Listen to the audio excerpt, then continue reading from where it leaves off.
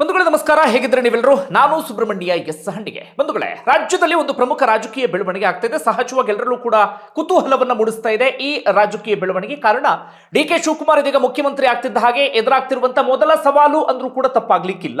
ಈ ಸವಾಲನ್ನ ಗೆಲ್ಲೇಬೇಕು ಅಂತ ಡಿ.ಕೆ. ಶಿವಕುಮಾರ್ ತನು ಮನ ಧನ ಎಲ್ಲವನ್ನು ಕೂಡ ಅರ್ಪಿಸೋದಕ್ಕೆ ಸಿದ್ಧವಾಗಿದ್ದಾರೆ. ಇದರ ನಡುವೆ ಕಾಂಗ್ರೆಸ್ಗೂ ಆತಂಕ ಇದ್ದೇ ಇದೆ, ಜೆಡಿಎಸ್ಗೂ ಕೂಡ ಆತಂಕ ಇದ್ದೇ ಇದೆ. ಕಾಂಗ್ರೆಸ್ಗೂ ಇದು ಸತ್ವ ಪರೀಕ್ಷೆ, ಜೆಡಿಎಸ್ಗೂ ಕೂಡ ಸತ್ವ ಪರೀಕ್ಷೆ. ಇಬ್ಬರೂ ಕೂಡ ಏನಾದ್ರೂ ಮಾಡಿ ಶಕ್ತಿ ಪ್ರದರ್ಶನವನ್ನ ಮಾಡಲೇಬೇಕು ಅಂತ ಪ್ರಯತ್ನವನ್ನ ಪಡ್ತಾ ಇದ್ದಾರೆ. ಕಾಂಗ್ರೆಸ್ನವರು ಬುಡವನ್ನ ಶೇಕ್ ಮಾಡಬೇಕು ಅಂತ ಜೆಡಿಎಸ್ನವರು ಇದ್ರೆ, ಜೆಡಿಎಸ್ನವ್ರದ್ದು ಶೇಕ್ ಮಾಡಬೇಕು ಅಂತ ಕಾಂಗ್ರೆಸ್ನವರು ಇದ್ದಾರೆ. ಅಂಥದ್ದೊಂದು ಬೆಳವಣಿಗೆ ಆಗ್ತಿದೆ. ಕಾರಣ ಏನಪ್ಪಾ ಅಂದ್ರೆ ವಿಧಾನ ಪರಿಷತ್ತು ಚುನಾವಣೆ. ಆತಂಕ ಯಾಕೆ? ಇಲ್ಲಿ ರಹಸ್ಯವಾಗಿ ಮತದಾನ ನಡೆಯುತ್ತೆ.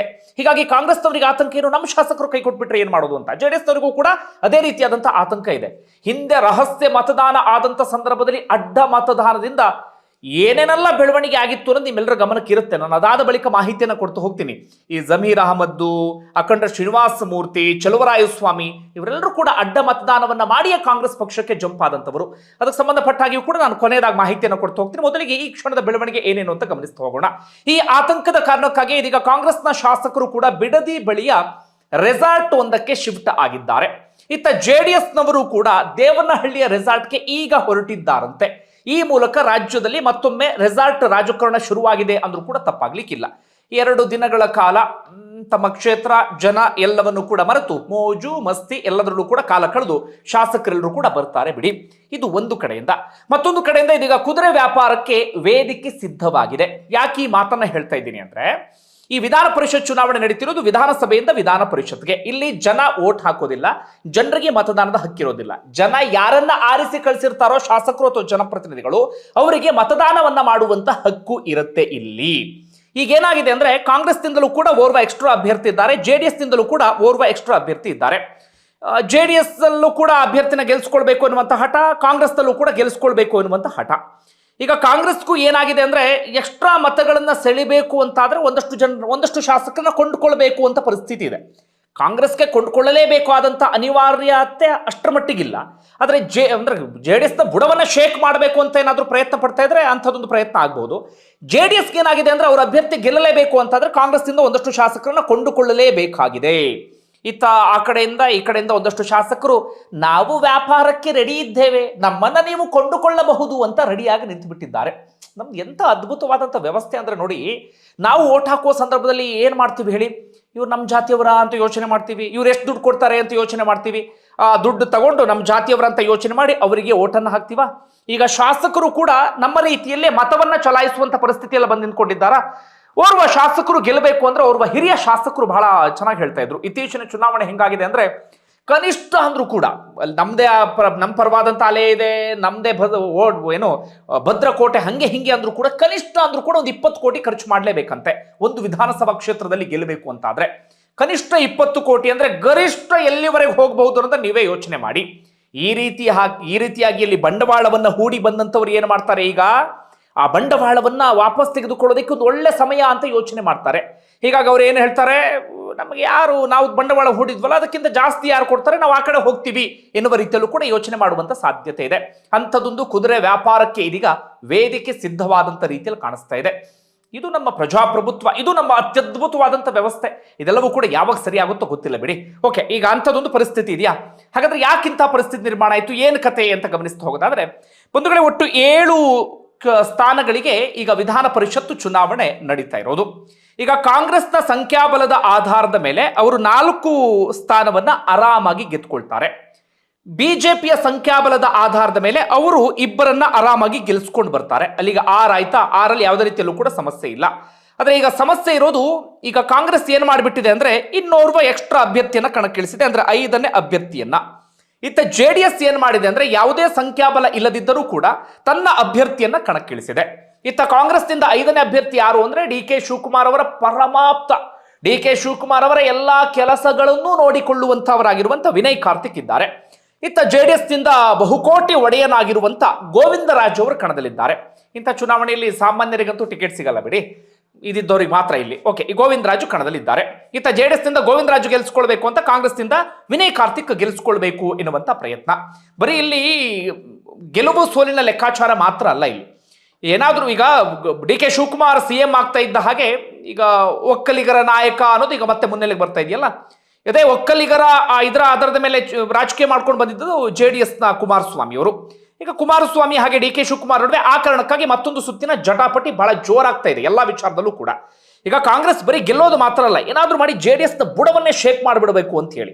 ಇತ್ತ JDSಗೇನು ಈಗೇನಾದ್ರೂ ಮಾಡಿ ಕಾಂಗ್ರೆಸ್ಸಿನ ಬುಡವನ್ನ ಶೇಕ್ ಮಾಡುವಂತ ಪ್ರಯತ್ನವನ್ನ ಮಾಡೋಣವಾ, ಮುಂದಿನ ಚುನಾವಣೆಗೆ ಈಗಲೇ ವೇದಿಕೆಯನ್ನು ಸಿದ್ಧಪಡಿಸಿಕೊಳ್ಳೋಣವಾ ಅಂತೇಳಿ ಇವರು ಕೂಡ ಒಂದು ಪ್ರಯತ್ನವನ್ನ ಪಡ್ತಾ ಇದ್ದಾರೆ. ಈಗ ಲೆಕ್ಕಾಚಾರಗಳು ಹೇಗಿದೆ ಏನು ಎತ್ತ ಅಂತ ಗಮನಿಸ್ತಾ ಹೋಗೋದಾದ್ರೆ ನೀಟಾಗಿ ಆಲಿಸ್ತಾ ಹೋಗಿ ನಿಮಗೆಲ್ಲವೂ ಕೂಡ ಅರ್ಥ ಆಗ್ತಾ ಹೋಗುತ್ತೆ. ಈಗ ಕಾಂಗ್ರೆಸ್ ಏನಾಗಿದೆ ಅಂದ್ರೆ ಒಟ್ಟು 135 ಶಾಸಕರಿದ್ದಾರೆ ಕಾಂಗ್ರೆಸ್ನವರದು, 135 ಶಾಸಕರು. ಈಗ ಒಂದು ಸ್ಥಾನವನ್ನ ಗೆಲ್ಲೋದಕ್ಕೆ ಬೇಕಾಗಿರುವಂತ ಮತ ಅಂದ್ರೆ ಅದು 28. ಈ 28 ಅಂತ ಬಂದ್ರೆ ಕಾಂಗ್ರೆಸ್ 4 ಆರಾಮಾಗಿ ಗೆದ್ದುಕೊಳ್ಳುತ್ತೆ. ಈಗ 5ನೇ ಅಭ್ಯರ್ಥಿಗೆ ಉಳಿಯೋದೆಷ್ಟು? 23 ಮತಗಳು ಕಾಂಗ್ರೆಸ್ನಲ್ಲಿ ಉಳಿಯುತ್ತೆ. ಎಷ್ಟು? 23 ಮತಗಳು ಉಳಿಯುತ್ತೆ. ಕಾಂಗ್ರೆಸ್ಗೆ ಶಾರ್ಟೇಜ್ ಆಗುವಂತ ಮತಗಳು ಎಷ್ಟು ಅಂದ್ರೆ 5. ಕಾಂಗ್ರೆಸ್ಗೆ ಎಷ್ಟು ಬೇಕು? 5 ಬೇಕು. 5ರಲ್ಲಿ ಅವ್ರು ಯಾರ ಮೇಲೆ ಡಿಪೆಂಡ್ ಆಗಿದ್ದಾರೆ? ಈ ಸರ್ವೋದಯ ಪಕ್ಷದ ಪುಟ್ಟಣ್ಣಯ್ಯ ಮೇಲ್ಕೋಟೆ ಅವ್ರದ್ದು ಒಂದು, ಹರಪನಹಳ್ಳಿಯ ಪಕ್ಷೇತರ ಶಾಸಕಿ ಲತಾ ಮಲ್ಲಿಕಾರ್ಜುನ್, ಗೌರಿಬಿದನೂರಿನ ಪುಟ್ಟಸ್ವಾಮಿ ಗೌಡ. ಅಲ್ಲಿಗೆ ಕಾಂಗ್ರೆಸ್ಗೆ 23+3 ಅಂದ್ರೆ 26 ಆಯ್ತಾ. ಇನ್ನು 2 ಶಾರ್ಟೇಜ್ ಆಗತ್ತೆ. ಇನ್ನು ಅವರು ಯಾರ ಮೇಲೆ ಡಿಪೆಂಡ್ ಅಂದ್ರೆ ಒಂದು ST ಸೋಮಶೇಖರ್, ಬಿಜೆಪಿ ಉಚ್ಚಾಟಿತ ಶಾಸಕ, ಹಾಗೆ ಶಿವರಾಮ್ ಹೆಬ್ಬಾರ್ ಅವರು ಕೂಡ ಉಚ್ಚಾಟಿತ ಶಾಸಕ. ಕಳೆದ ಬಾರಿ ರಾಜ್ಯಸಭಾ ಚುನಾವಣೆ ಸಂದರ್ಭದಲ್ಲಿ ST ಸೋಮಶೇಖರ್ ಅಡ್ಡ ಮತದಾನ ಮಾಡಿದ್ರು, ಶಿವರಾಮ್ ಹೆಬ್ಬಾರ್ ಗೈರೆ ಆಗ್ಬಿಟ್ಟಿದ್ರು.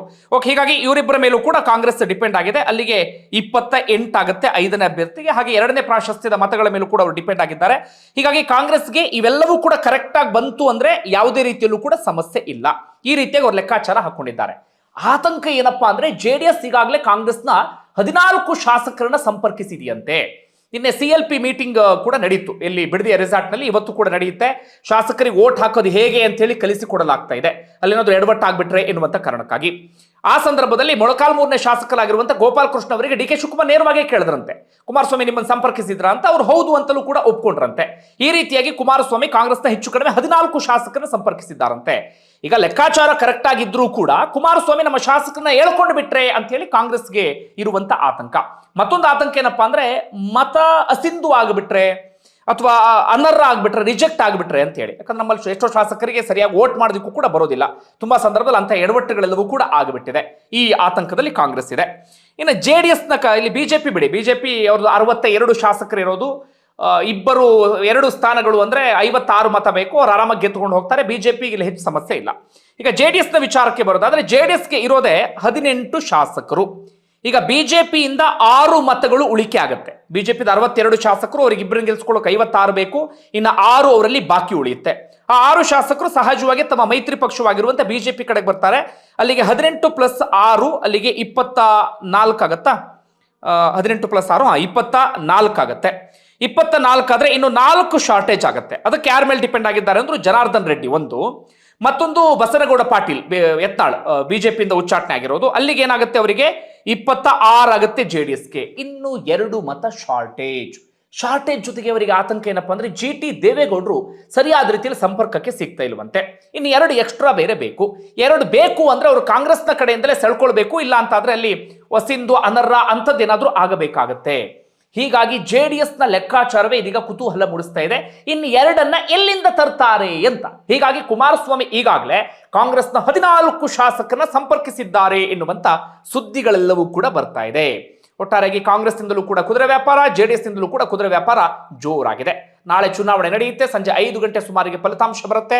ಯಾರಿಗೆ ಗೆಲುವು, ಯಾರಿಗೆ ಸೋಲು, ಯಾವ್ಯಾವ ಪಕ್ಷದ ಹಣೆಬರ ಏನು ಅಂತ ಹೇಳಿ ನಾಳೆ ಬಹಳ ಸ್ಪಷ್ಟವಾಗಿ ಗೊತ್ತಾಗುತ್ತೆ. ಒಟ್ಟಾರೆಯಾಗಿ ಕಾಂಗ್ರೆಸ್ ಮತ್ತೆ JDSನಿಂದ ಬಹಳ ಜೋರಾದಂತ ಕಸರತ್ತುಗಳೆಲ್ಲವೂ ಕೂಡ ನಡೀತಾ ಇದೆ. ಈ ಚುನಾವಣೆಯಲ್ಲಿ ಏನಾದ್ರೂ ಮಾಡಿ ಗೆಲ್ಲಬೇಕು, ತಮ್ಮ ಪ್ರತಿಷ್ಠೆ, ಶಕ್ತಿ ಎಲ್ಲವನ್ನೂ ಕೂಡ ತೋರಿಸಬೇಕು ಅಂತ ಹೇಳಿ. ಏನಾದ್ರೂ ಅಡ್ಡ ಮತದಾನ ಆಯ್ತು ಅಂತ ಆದ್ರೆ, ಅಡ್ಡ ಮತದಾನ ಯಾರ್ಯಾರು ಮಾಡಿದ್ರು ಅಂತ ಬಹಳ ಸ್ಪಷ್ಟವಾಗಿ ಗೊತ್ತಾಗುತ್ತೆ, ರಹಸ್ಯ ಮತದಾನ ಆದ್ರೂ ಕೂಡ. ಯಾಕಂದ್ರೆ ಗುಂಪಾಗಿ ಇಲ್ಲಿ ಓಟನ್ನು ಹಾಕಿಸ್ತಾರೆ. ಆ ಕಾರಣಕ್ಕಾಗಿ ಏನಾದ್ರೂ ಅಡ್ಡ ಮತದಾನ ಆಯ್ತು ಅಂತಂದ್ರೆ ಕಾಂಗ್ರೆಸ್ಗೂ ಪೆಟ್ಟು, JDSನ ಕಡೆಯಿಂದ ಆಯ್ತು ಅಂತಂದ್ರೆ JDSನ ಬುಡವು ಕೂಡ ಶೇಕ್ ಆದ ರೀತಿಯಲ್ಲಿ. ಹಿಂದೆ ಅಡ್ಡ ಮತದಾನ ಆದಂತಹ ಸಂದರ್ಭದಲ್ಲಿ ಏನಾಗಿತ್ತು ಒಂದು ಇದನ್ನ ನೆನ್ಪು ಮಾಡ್ಕೊಳ್ಳೋಣ. ಕಳೆದ ಬಾರಿ ರಾಜ್ಯಸಭಾ ಚುನಾವಣೆಯಲ್ಲಿ ST ಸೋಮಶೇಖರ್, ಶಿವರಾಮ್ ಹೆಬ್ಬಾರ್ ಹಂಗ್ ಮಾಡಿದ್ರು, ಅದೇನು ಬಹಳ ಇಂಪ್ಯಾಕ್ಟ್ ಆಗಿರಲಿಲ್ಲ. ಹಿಂದೆಯೂ ಕೂಡ ಅಂಥದ್ದೆಲ್ಲ ಆಗಿದೆ ಕೆಲವು ಸಂದರ್ಭದಲ್ಲಿ. ಆದ್ರೆ ಬಹಳ ದೊಡ್ಡ ಮಟ್ಟಿಗೆ ಆಗಿದ್ದು ಅಂದ್ರೆ 2016ರ ಸಂದರ್ಭದಲ್ಲಿ. ಆಗ ವಿಧಾನ ಪರಿಷತ್ ಚುನಾವಣೆ ಇಲ್ಲ, ಆಗ ರಾಜ್ಯಸಭೆ ಚುನಾವಣೆ ನಡೀತಾ ಇರುತ್ತೆ. JDSನಿಂದ BM ಫಾರೂಕ್ ಎನ್ನುವಂತ ಕೋಟಿ ಕುಳ ಅಥವಾ ಉದ್ಯಮಿ ಕಣದಲ್ಲಿ ಇರ್ತಾರೆ. ಆಗ JDSನ ಶಾಸಕರಿದ್ದಿದ್ದು ಎಷ್ಟು ಅಂದ್ರೆ 40 ಮಂದಿ. ಅವರಿಗೆ ಬೇಕಾದಂತ ಮತಗಳು ಎಷ್ಟು ಅಂದ್ರೆ 45. ಅವರು ಕಾಂಗ್ರೆಸ್ನನ್ನ ಸೆಳಿಬೇಕು ಅಂತ ಹೇಳಿ JDSನವರು ಪ್ಲಾನ್ ಅನ್ನ ಮಾಡ್ಕೊಂಡಿರ್ತಾರೆ. ಆದ್ರೆ ಎಲ್ಲವೂ ಕೂಡ ಉಲ್ಟಾ ಪಲ್ಟಾ ಆಗಿಬಿಡುತ್ತೆ. JDSನ ಬರೋಬ್ಬರಿ 8 ಶಾಸಕರು ಆ ಸಂದರ್ಭದಲ್ಲಿ ಅಡ್ಡ ಮತದಾನವನ್ನ ಮಾಡಿಬಿಡ್ತಾರೆ. 8 ಶಾಸಕರು ಅಂದ್ರೆ ಕಡಿಮೆ ಏನಲ್ಲ. BM ಫಾರೂಕಿ ಆಗ ಬರೀ 33 ಮತ ಬಂದ್ಬಿಡುತ್ತೆ, ಅವರು ಸೋತು ಹೋಗಿಬಿಡ್ತಾರೆ. ಸೋಲು ಗೆಲುವು ಆಮೇಲೆ. ಆದ್ರೆ JDSನ ಬುಡವೇ ಶೇಕ್ ಆಗ್ಬಿಟ್ಟಿತ್ತು. ಯಾರ್ಯಾರು ಆ ಸಂದರ್ಭದಲ್ಲಿ ಅಡ್ಡ ಮತದಾನವನ್ನ ಮಾಡಿದ್ದು ಅಂತ ನಾವು ಈ ಸಂದರ್ಭದಲ್ಲಿ ನೆನಪು ಮಾಡ್ಕೊಳ್ತಾ ಹೋಗೋದಾದ್ರೆ, ಒಂದು ಜಮೀರ್ ಅಹಮದ್ ಖಾನ್ ಚಾಮರಾಜಪೇಟೆಯ ಶಾಸಕ, ಇನ್ನೊಂದು N Chaluvarayaswamy Nagamangala, HC Balakrishna Magadi, Akhanda Srinivasa Murthy ಪುಲ್ಕೇಶನಗರ, Iqbal Ansari Gangavathi, Ramesh Bandisiddegowda Srirangapatna, Bima Nayak Hagaribommanahalli, K Gopalaiah Mahalakshmi layout. Gopalaiah ಬಿಟ್ಟು ಇವರೆಲ್ಲರೂ ಕೂಡ ಈಗ ಕಾಂಗ್ರೆಸ್ನಲ್ಲಿ ಇದ್ದಾರೆ. ಆದರೆ ಇವರೆಲ್ಲರೂ ಕೂಡ ಒಂದು ಕಾಲದಲ್ಲಿ ಇದ್ದಿದ್ದು JDSನಲ್ಲಿ. ಆಗ ಇವರೆಲ್ಲರೂ ಕೂಡ ಅಡ್ಡ ಮತದಾನವನ್ನ ಮಾಡಿದ್ರು. ಹಾಗಾಗಿ ಅದಾದ ಬಳಿಕ ದೇವೇಗೌಡರು ಏನ್ ಮಾಡ್ತಾರೆ ಅಂದ್ರೆ ವಿಪ್ ಅನ್ನ ಉಲ್ಲಂಘಿಸಿದ್ದಾರೆ ಅಂತ ಇವರೆಲ್ಲರನ್ನು ಕೂಡ ಪಕ್ಷದಿಂದ ಅಮಾನತು ಮಾಡಿಬಿಡ್ತಾರೆ. ಪ್ರಾಥಮಿಕ ಸದಸ್ಯತ್ವದಿಂದ ಅಮಾನತು ಮಾಡಿಬಿಡ್ತಾರೆ. 2018ರ ಚುನಾವಣೆಯ ಸಂದರ್ಭದಲ್ಲಿ ಚುನಾವಣೆ ಕೆಲವು ದಿನಗಳಿರುವಾಗ ರಾಹುಲ್ ಗಾಂಧಿ ಸಮ್ಮುಖದಲ್ಲಿ ಇವರೆಲ್ಲರೂ ಕೂಡ ಕಾಂಗ್ರೆಸ್ಗೆ ಸೇರ್ಪಡೆ ಆಗ್ತಾರೆ. ಆನಂತರ ಗೆದ್ದವರು ಕಡಿಮೆನೆ. ಜಮೀರ್ ಅಹಮದ್ ಗೆದ್ದಿದ್ರು, ಆಗ ಅಖಂಡ ಶ್ರೀನಿವಾಸ ಮೂರ್ತಿ ಗೆದ್ದಿದ್ರು ಅಂತ ಕಾಣುತ್ತೆ.